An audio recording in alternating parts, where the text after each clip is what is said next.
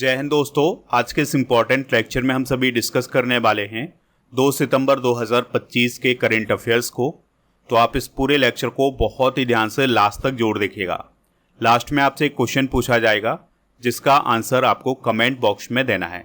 तो चलिए आज के पहले और इम्पॉर्टेंट क्वेश्चन को डिस्कस करते हैं। क्वेश्चन क्या है, किसे रेमन मैग्सेसे पुरस्कार 2025 से सम्मानित किया गया है? आंसर हो जाएगा एजुकेट गर्ल्स। तो भारत का एक एनजीओ है जिसका नाम है एजुकेट गर्ल्स, तो उसे 2025 का रेमन मैग्सेसे पुरस्कार प्रदान किया गया है। 2025 के लिए 3 विजेता हैं जिन्हें रेमन मैग्सेसे पुरस्कार प्रदान किया गया है। तो पहला विजेता है एजुकेट गर्ल्स, जो कि भारत का एक एनजीओ है।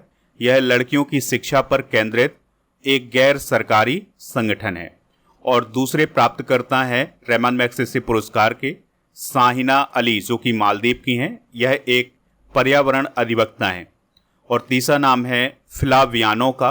ये दोस्तों फिलीपींस से संबंधित हैं और यह एक कैथोलिक पादरी हैं जो गरीबों और बेघरों की सेवा करते हैं। तो इन 3 प्राप्तकर्ताओं को रेमन मैग्सेसे पुरस्कार 2025 से सम्मानित किया गया है।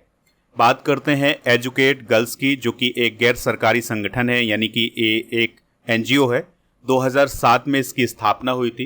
इसकी स्थापना सफीना हुसैन ने की थी। और दोस्तों यह संगठन भारत के ग्रामीण और शैक्षिक रूप से पिछड़े क्षेत्रों में लड़कियों की शिक्षा की दिशा में काम करता है, यानी कि गर्ल्स एजुकेशन की क्षेत्र में ये एनजीओ काम करता है। और इस प्रकार से एजुकेट गर्ल्स भारत का पहला एनजीओ बन गया है जिसने रेमन मैग्सेसे पुरस्कार प्राप्त किया है। बात कर लेते हैं रेमन मैग्सेसे पुरस्कार की। तो इसकी स्थापना 1957 में रॉकफेलर ब्रदर्स फंड और फिलीपींस सरकार के द्वारा की गई थी। 1958 में यह पुरस्कार पहली बार दिया गया था। इस पुरस्कार को एशिया का नोबेल भी कहा जाता है। और इसका जो नामकरण किया गया है यह फिलीपींस के पूर्व राष्ट्रपति रेमन मैग्सेसे की याद में किया गया है। ठीक है। और यह पुरस्कार पहली बार कब दिया गया था? 1958 में। यह पुरस्कार प्राप्त करने वाले प्रथम भारतीय कौन थे? आचार्य विनोबा भावे, जिन्हें 1958 में यह पुरस्कार प्रदान किया गया था।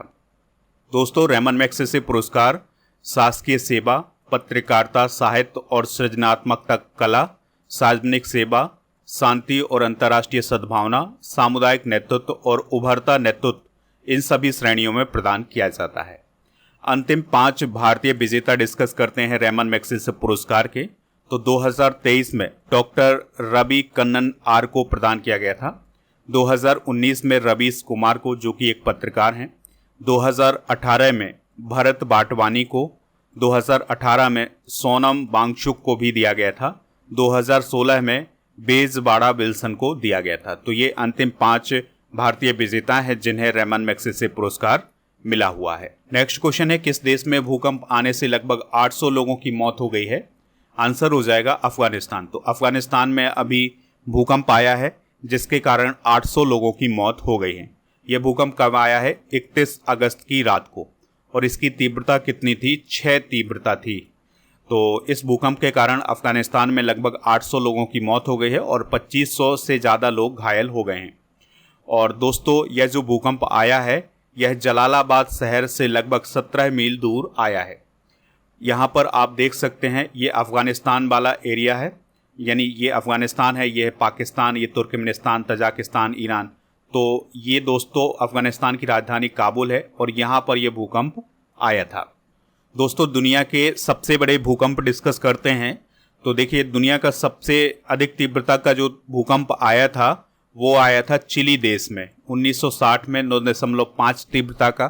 फिर अलास्का अमेरिका में 9.2 तीव्रता का 1964 में आया था।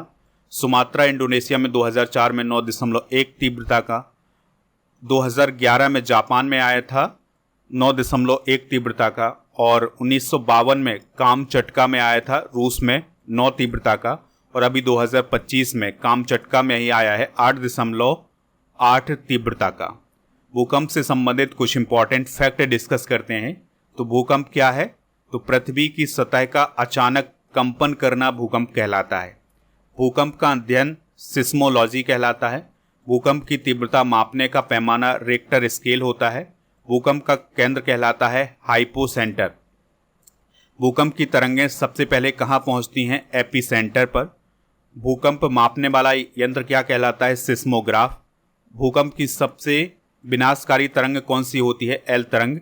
भूकंप आने से पहले वातावरण में किस गैस की मात्रा बढ़ जाती है? रेडॉन गैस की। अगला क्वेश्चन है, सेना ने युद्ध कौशल 3.0 बहुक्षेत्रीय अभ्यास का आयोजन कहाँ किया है? तो इसका आयोजन अभी हाल ही में अरुणाचल प्रदेश में किया है। ठीक है, तो भारतीय सेना के द्वारा अरुणाचल प्रदेश में युद्ध कौशल 3.0 अभ्यास का आयोजन किया गया है और इस अभ्यास का उद्देश्य था स्वदेशी प्रौद्योगिकी का प्रदर्शन करना।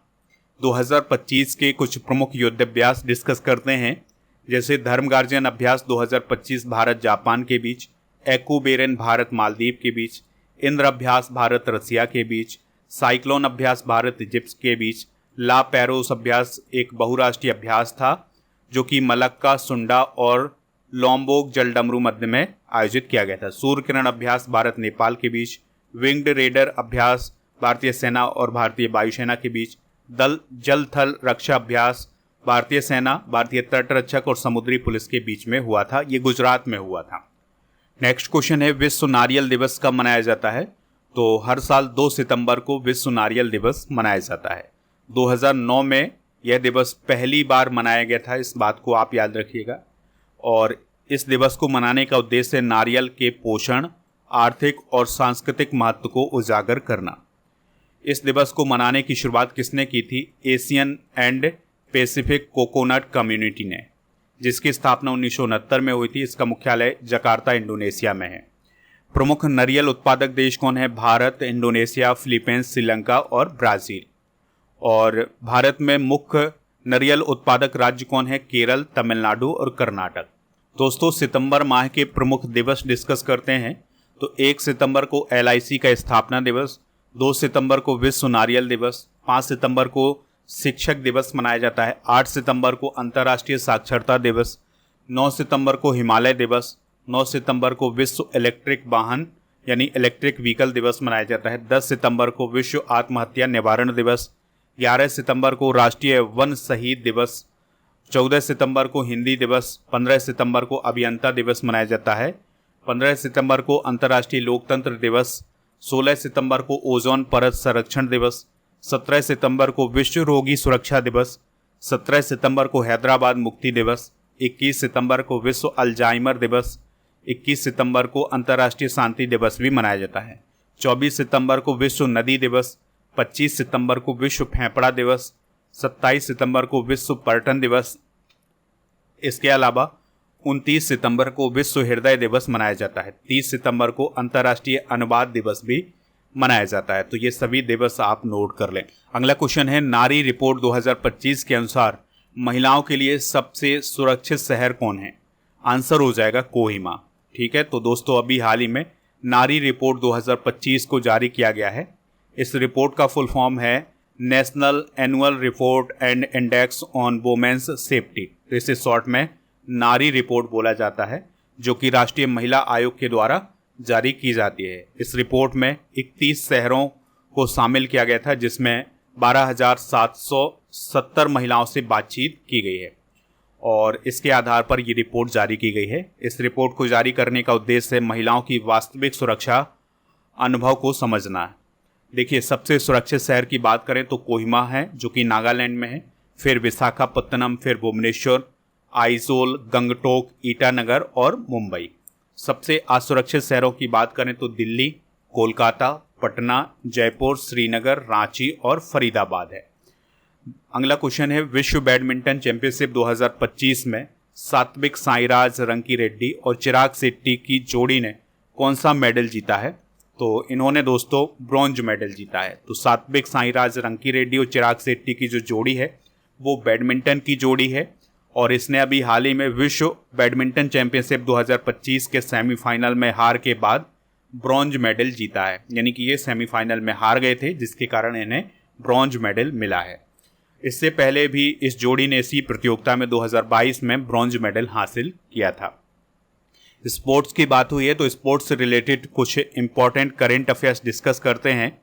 तो फुटबॉल का Durand cup 2025 north east United football club ने जीता है। सिनसिनाटी ओपन 2025 जीता है कार्लोस अल्कराज ने, ये स्पेन के हैं। और महिला एकल का जो खिताब है ये एगा स्विएटेक ने जीता है, जो कि पोलैंड की हैं। पहला शतरंज ई स्पोर्ट विश्व कप जीता है मैग्नस कार्लसन ने। फिडे महिला शतरंज विश्व कप 2025 जीता है दिव्या देशमुख ने। महिला यूरो कप जीता है इंग्लैंड ने। मेजर लीग क्रिकेट 2025 का खिताब जीता है MI न्यूयॉर्क ने। विंबलडन का खिताब जीता है महिला का एगा स्विएटेक ने, ये पोलैंड की हैं। विंबलडन का खिताब पुरुष का जीता है जेनिक सिनर ने, ये इटली के हैं। और IPL 2025 जीता है RCB ने। नेक्स्ट क्वेश्चन है, देश की पहली multi lane free flow tolling प्रणाली किस नेशनल हाईवे पर शुरू की गई है? आंसर हो जाएगा नेशनल हाईवे 48। और दोस्तों ये जो multi lane free flow tolling होती है, इसमें क्या होता है कि जो टोल होता है वहाँ पर समय नहीं लगता है, बल्कि सीधे गाड़ी चलती जाती हैं और उनका टोल कटता जाता है। ठीक है, और इससे क्या होता है कि जाम वगैरह नहीं लगता है। तो ऐसी प्रणाली पहली बार NH48 पर शुरू की गई है। और देश की ये जो पहली multi lane free flow tolling प्रणाली शुरू की गई है, इसका उद्देश्य है राष्ट्रीय राजमार्ग उपयोगकर्ताओं को निर्बाध और बाधा मुक्त टोलिंग अनुभव देना, यानी कि इसमें कोई जाम वगैरह नहीं लगता है। इसके लिए भारतीय राजमार्ग प्रबंधन कंपनी लिमिटेड और ICICI बैंक के साथ समझौता किया गया है। तो यह जो टोलिंग प्रणाली शुरू की गई है, यह NH48 गुजरात में शुरू की गई है। 2025 में प्रथम घटनाएं डिस्कस करते हैं। तो गिफ्ट सिटी में प्रवेश करने वाला पहला UAE बैंक कौन बना है? मशरिक बैंक। भारत का पहला निजी सैटेलाइट इंटरनेट शुरू कौन करेगा? अनंत टेक। परिवार दत्तक ग्रहण कार्यक्रम में टीबी स्क्रीनिंग को एकीकृत करने वाला पहला राज्य या यूटी कौन बना है? पुदुचेरी। तालिबान सरकार को आधिकारिक तौर पर मान्यता देने वाला पहला देश कौन बना है? रूस। भारत का पहला एकीकृत बाढ़ पूर्वानुमान प्लेटफॉर्म कौन है? सी फ्लड। भारत का पहला लकड़ी का गुरुद्वारा कहाँ पर बनाया गया है? फाजिल्का, पंजाब में। भारत का पहला तितली अभ्यारण्य कहाँ पर स्थापित किया गया है? केरल के अरलम वन में। भारत का पहला of grid green hydrogen plant कहाँ पर किसने स्थापित किया है? अडानी ग्रुप ने। भारत का पहला पूर्ण साक्षर राज्य कौन बना है? मिजोरम। तो ये 2025 की प्रथम घटनाएं हैं, इनको आप नोट कर लें, यहाँ से भी क्वेश्चन पूछा जा सकता है। अगले क्वेश्चन की तरफ बढ़ते हैं। भारत की सबसे बड़े एरो इंजन परीक्षण केंद्र का उद्घाटन कहाँ किया गया है? आंसर हो जाएगा गौतम बुद्ध नगर, उत्तर प्रदेश में। तो दोस्तों भारत का सबसे बड़ा एरो इंजन परीक्षण केंद्र गौतम बुद्ध नगर, उत्तर प्रदेश में स्थापित किया गया है। इसका उद्घाटन किसने किया है अभी हाल ही में? रक्षा मंत्री राजनाथ सिंह और उत्तर प्रदेश के CM योगी आदित्यनाथ जी ने। और यहाँ पर किस कंपनी की इकाई स्थापित की गई है? तो राफे एम फीवर की जो यूनिट है वो स्थापित की गई है। यहाँ पर रक्षा उपकरण, ड्रोन और भारत का सबसे बड़ा एरो इंजन परीक्षण केंद्र स्थापित किया गया है। चलिए कुछ और इम्पॉर्टेंट करेंट अफेयर्स डिस्कस करते हैं जो कि डिफेंस से रिलेटेड हैं। तो ब्राइट स्टार अभ्यास 2025 का आयोजन इजिप्ट देश में हुआ है। यह एक मल्टीनेशनल एक्सरसाइज थी जिसमें बहुत सारे देश शामिल हुए थे। भारत भी इसमें शामिल हुआ था। भारत के 700 सैनिक इसमें शामिल हुए थे। नौसेना में अभी हाल ही में कौन से युद्ध पोत शामिल हुए हैं? तो INS उदयगिरी और INS हिमगिरी। भारत ने अगली पीढ़ी के लड़ाकू विमानों के इंजन बनाने के लिए किसके साथ साझेदारी की है? तो जो फ्रांस की सफ्रान कंपनी है उसके साथ साझेदारी की है। अग्नि 5 बैलिस्टिक मिसाइल का सफल परीक्षण अभी हाल ही में कहां पर किया गया है? ओडिशा में किया गया है। सिलीनेक्स अभ्यास 2025 का आयोजन भारत और श्रीलंका के बीच हुआ है और इसका आयोजन श्रीलंका में ही किया गया है।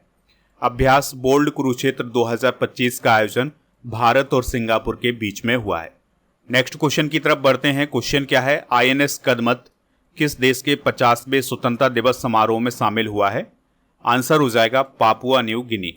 तो दोस्तों भारतीय नौसेना का एक जहाज जिसका नाम है INS कदमत, तो उसको भेजा गया है पापुआ न्यू गिनी के 50वें स्वतंत्रता दिवस समारोह में शामिल होने के लिए। तो ये जहाज पापुआ न्यू गिनी के पोर्ट मोरेस्बी पर पहुंच गया है।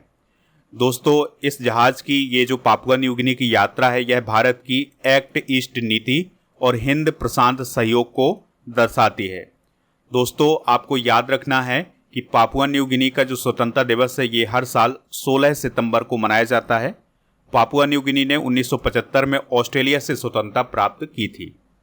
पापुआ न्यू गिनी की अगर हम बात करें तो यहाँ पर दोस्तों आप ऑस्ट्रेलिया को देख पा रहे हैं, यहाँ पर स्थित है पापुआ न्यू गिनी और इसका जो पड़ोसी देश है वो है इंडोनेशिया। यहाँ के सम्राट हैं चार्ल्स तृतीय और प्रधानमंत्री हैं जेम्स मारापे। राजधानी है पोर्ट मोरेस्बी और करेंसी है यहाँ की किना और यह दक्षिण पश्चिमी प्रशांत महासागर में स्थित एक द्वीपीय राष्ट्र है। अगला क्वेश्चन है, राष्ट्रीय सांख्यिकी कार्यालय द्वारा जारी ताज़ा आंकड़ों के अनुसार भारत की जीडीपी वृद्धि दर कितनी है? 7.8%। तो दोस्तों अभी हाल ही में भारत के राष्ट्रीय सांख्यिकी कार्यालय ने कुछ आंकड़े पेश किए हैं जिसमें यह बताया है कि भारत की जो जीडीपी है उसकी दर कितनी है? 7.8%। जबकि पिछले वर्ष की बात करें तो इसी समय भारत की जीडीपी 6.5% थी। यानी पिछले वर्ष की अपेक्षा इस वर्ष जो जीडीपी है इसी समय वो कितनी है? 7.8, यानी कि पिछले वर्ष की अपेक्षा ज़्यादा जीडीपी बढ़ रही है, यानी ज़्यादा तेज़ी से बढ़ रही है। इसकी जो वृद्धि दर है वो अधिक है पिछले साल की अपेक्षा। इसका मुख्य कारण है वैश्विक टैरिफ की आशंका के कारण निर्यातकों ने समय से पहले निर्यात बढ़ाया है। जीडीपी का फुल फॉर्म क्या होता है? ग्रॉस डोमेस्टिक प्रोडक्ट, या इसे सकल घरेलू उत्पाद भी बोला जाता है। तो जीडीपी उस कुल मौद्रिक मूल्य को कहते हैं जो किसी देश की सीमा के भीतर एक निश्चित समय, आमतौर पर एक वर्ष में उत्पादित सभी अंतिम वस्तुओं और सेवाओं का होता है। ठीक है, तो ये जीडीपी की परिभाषा है, इसको आप नोट कर लें। बात करते हैं राष्ट्रीय सांख्यिकी कार्यालय यानी एनएसओ की। तो इसकी स्थापना 2019 में की गई थी। रंगराजन आयोग ने इसकी सिफारिश की थी। इसका प्रमुख काम होता है देश में सांख्यिकीय प्रणाली का समन्वय और विकास करना। तो ये थे दोस्तों आज के करंट अफेयर्स के क्वेश्चन। आप इन सभी को नोट कर लें, स्टडी करके ऐप को भी इंस्टॉल कर लें जिसका लिंक डिस्क्रिप्शन बॉक्स में दिया गया है। तो यहाँ पर आपको लास्ट 6 मंथ के करंट अफेयर्स की ई बुक और मंथली करंट अफेयर्स की ई बुक मिल जाएगी, इन सभी को प्राप्त कर लें। इसके अलावा जो ईयरली करंट अफेयर्स की ई बुक है हिंदी इंग्लिश दोनों मीडियम में ऐप पर मिल जाएगी। ऐप पर कोर्स एंड पीडीएफ वाला ऑप्शन भी आपको मिलेगा जहाँ पर आप राजा गुप्ता सर का जो अर्जुन जीएस फाउंडेशन बैच है ये प्राप्त कर सकते हैं। अगर आप ये बैच ज्वाइन करना चाहते हैं तो उसके लिए अभी एक ऑफ़र चल रहा है जिसमें आप कूपन कोड यूज़ कर सकते हैं गणेश 500, तो आपको इसमें छूट मिल जाएगी। और ये जो कोर्स है इसकी वैलिडिटी है 3 साल की। GK GS foundation complete online batch आपको ऐप पर मिलेगा, तो इसको भी प्राप्त कर लें। चलिए अब हम कल के करंट अफेयर्स को एक बार रिवाइज कर लेते हैं। एससीओ सम्मेलन 2025 कहाँ हुआ है? तियानजिन चाइना में। चंद्रयान 5 मिशन किन 2 देशों के बीच एक महत्वपूर्ण समझौता हुआ है? तो भारत जापान। राज्य ऊर्जा दक्षता सूचकांक 2024 में पहला स्थान किस राज्य ने हासिल किया है? महाराष्ट्र। मुख्यमंत्री महिला रोजगार योजना किस राज्य में शुरू की गई है? बिहार। और फुमथम बेचायाचाई किस देश के कार्यवाहक प्रधानमंत्री बने हैं? थाईलैंड।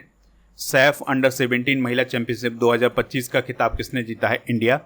भारत का पहला टेम्पर्ड ग्लास निर्माण संयंत्र किस शहर में स्थापित किया गया है? नोएडा। दारुमा गुड़िया प्रधानमंत्री मोदी को जापान के किस मंदिर के मुख्य पुजारी द्वारा भेंट की गई है? तो सोरेनजान दारुमा जी मंदिर। कौन सी कंपनी सिंगापुर से 3 गुना बड़ा सौर ऊर्जा प्रोजेक्ट बनाएगी? रिलायंस कंपनी। और भारत के पहले एआई आधारित जनजातीय भाषा अनुवादक का नाम क्या है? आदि बाणी। दोस्तों आज के जनरल नॉलेज के पिटारे में प्रमुख विदेशी लेखक और उनकी पुस्तकें डिस्कस करेंगे। जैसे एडम स्मिथ की पुस्तक है Wealth of Nations, Albert Einstein की है The World as I See It, और ऑर्थर हेले की पुस्तक है एयरपोर्ट। सैमोर मायरॉन हर्स की पुस्तक है प्राइस ऑफ पावर। दांते की पुस्तक है डिवाइन कॉमेडी। होमर की पुस्तक है इलियड। हेनरी मिलर की पुस्तक है ट्रॉपिक ऑफ कैंसर। इसके अलावा जॉर्ज आरविल की पुस्तक का नाम है एनिमल पार्क। शेक्सपियर की पुस्तक का नाम है कॉमेडी ऑफ एरर्स। न्यूटन की पुस्तक का नाम है प्रिंसिपिया। और जॉन मिल्टन की पुस्तक का नाम है पैराडाइज लास्ट। और प्लेटो की पुस्तक का नाम है रिपब्लिक। तो ये पुस्तकें आप नोट कर लें। आज आपके लिए क्वेश्चन है धर्म गार्जियन अभ्यास 2025 भारत और किस देश के बीच हुआ है? जो भी इसका राइट आंसर हो कमेंट बॉक्स में आप हमें ज़रूर बताएं। स्टडी करके ऐप को इंस्टॉल कर लें तो यहाँ पर आपको monthly current affairs, yearly current affairs, half yearly current affairs, GK, GS, इसके अलावा स्टेट करेंट अफेयर्स की जो पीडीएफ वगैरह हैं और ई बुक हैं वो आपको यहाँ पर मिल जाएंगी। इसके अलावा दोस्तों आप हमारे टेलीग्राम चैनल को ज्वाइन कर लें जिसका नाम है स्टडी कर ऑफिशियल है। जीके जीएस की ये सभी ई बुक आपको यहाँ पर मिल जाएंगी। 1000 स्टैटिक पीडीएफ और 1000 टॉपिक वाइज करेंट अफेयर्स की पीडीएफ भी आपको यहाँ पर मिल जाएंगी। इसके अलावा दोस्तों आपको बता दें कि टेस्ट पास वाले ऑप्शन पर जाएंगे तो आप यहाँ पर डेली करेंट अफेयर्स का टेस्ट दे सकते हैं। इसके अलावा यहाँ पर 4000 से अधिक टेस्ट मिलेंगे 1 साल की वैलिडिटी के साथ।